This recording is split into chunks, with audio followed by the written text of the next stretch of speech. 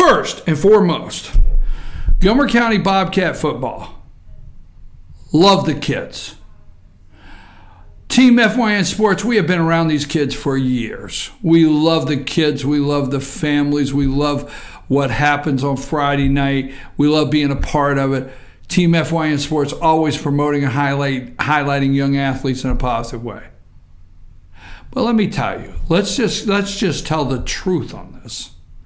Let's not go backwards. So, 3 years ago, you have a coach. Now, we all know, if we can be honest with ourselves, we all know that the county was ready to go through a player transition.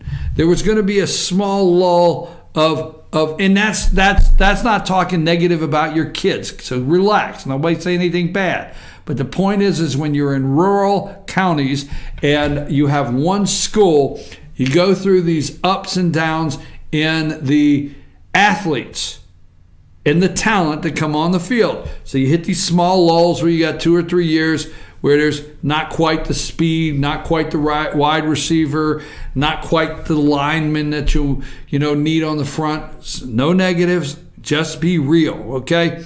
So 3 years ago, we knew that Gilmer County Bobcats was going to hit that little dip for a couple years where the athletes on the field were not going to be as strong of a unit as in the past that went to several playoffs. So we knew that. So we have a coach. We have a coach that leaves. Squabble over some money. I hear the argument every day. Oh, he was going to leave anyway. It doesn't matter what we paid him, all right? Or if we'd have paid, here's the one I love. If we'd have paid him a couple more bucks in Gilmer County, he'd still be here. Or then you have the, it doesn't matter what you paid him, he was leaving anyway. So you got the, but he left. Boom, he's gone. So what does the Board of Education do? And the search committee, whoever they are, I know how many people are not going to be happy with me after this, because this is called the damn truth about the program. So the search committee and the Board of Education, so they interview this, and they come up with this guy, Zach Grage, okay? Which, if you want me to ever believe that Zach Grage thought he was going to bring his family to North Georgia, he wanted that step out. This is my opinion. He wanted the step out of the shadows of a big coach at a big team in the state that wins state championships. He wanted that first head coaching job. He needed that on the resume. That was important to have that on the resume. And Gilmer was a good enough team that if he came up here, he may not go away with this big winning number, but it wouldn't be the worst resume. But he needed that on the resume, in my opinion. So we hire him in Gilmer County, and he's supposed to be, whoa, look who we have coming in. My opinion, oh my gosh, my opinion. And I told everybody, this guy's not staying. He's not staying up here. This guy likes to say things that your mommy and daddy don't want your kids to hear. How about that? We'll wrap it up in that nutshell. All right? Man likes to say a couple things that some of the mommy and daddies around here we're just not ready for.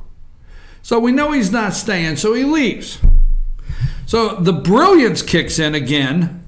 Oh, Lord, am I in trouble saying move to this one? So the brilliance once again kicks in and says, okay, we had the one coach, he's gone, all right? The next coach, the star that was going to be, take us to the state championship, he's gone. What should we do? Oh, we should find Coach Galt.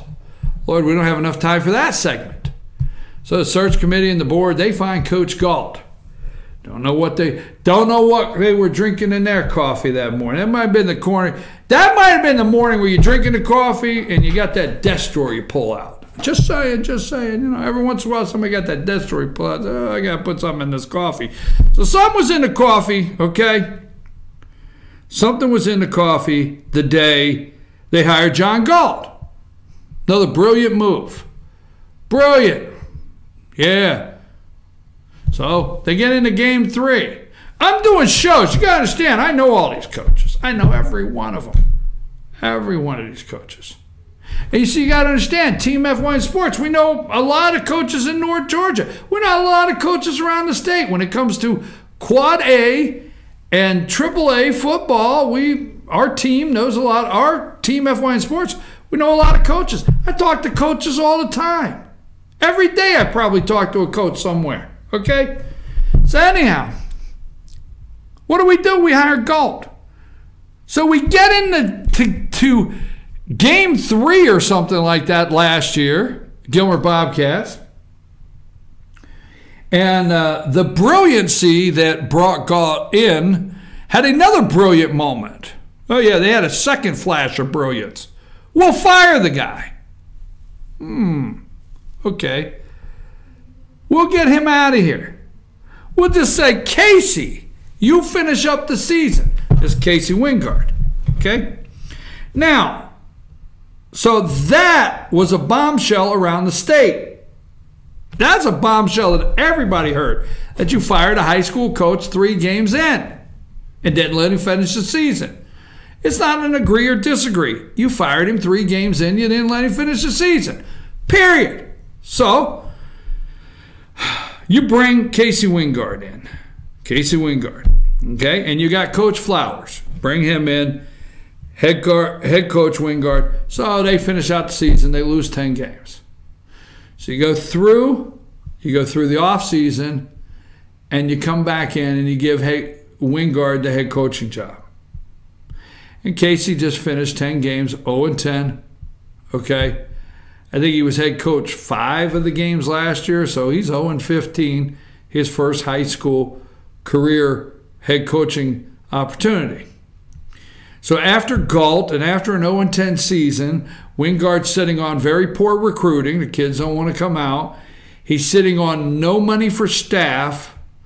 He's got a handful. I go in some of these coaches' locker rooms, or I go in some of the field houses.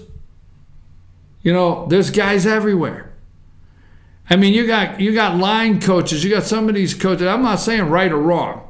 You got some of these teams with a line coach that's got 2 assistant line coach guys standing there.